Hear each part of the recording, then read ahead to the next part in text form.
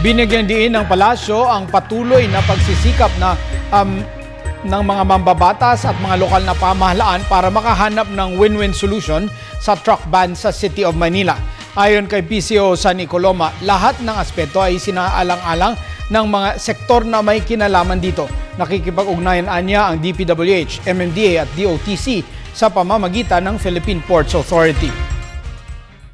Patuloy po nating pinagtutulungan yung paghahanap ng win-win solution dyan sa ito ng kung anong oras ba pwedeng pahintulutan silang gumamit ng mga lansangan dito sa Metro Manila.